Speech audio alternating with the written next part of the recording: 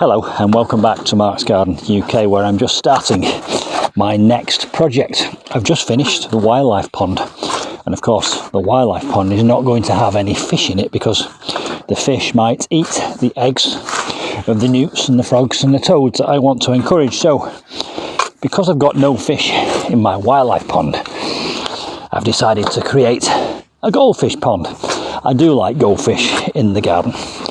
And so what I'm doing here is I'm digging out an area of land, quite a big rectangle. Let me just scope it out. 1, 2, 3 metres that way by 1 metre that way. In the shadow of this wall, this is the old piggery. That's where the pig used to live, in that building there. That's the pigsty.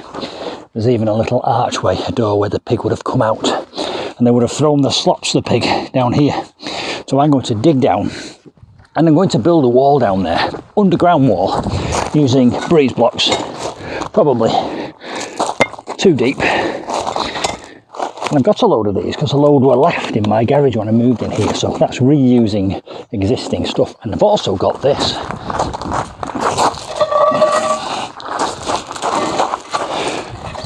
Some stone, and I believe this was part of an old fireplace set.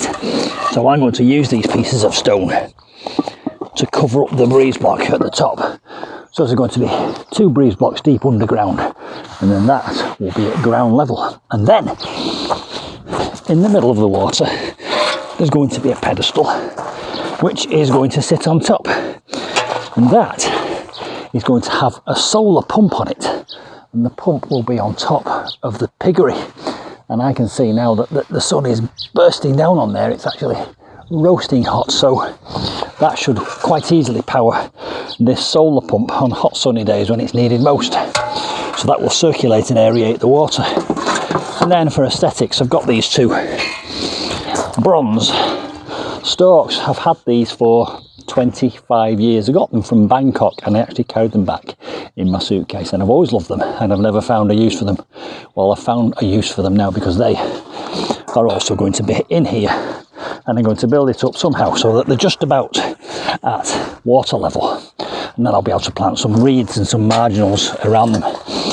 So there'll have to be a concrete base down there, and then I'll build the brick wall on that base with some foundations, and then I'll set these flags on top, these stone flags. I'll leave some gaps underneath for frogs and toads and newts to escape, and I'll put a little ramp in for a hedgehog, just in case a hedgehog falls in. Then I'll fill it up, I'll put a pump in, solar powered pump, and then I'll buy some goldfish. I'll also buy some pond plants.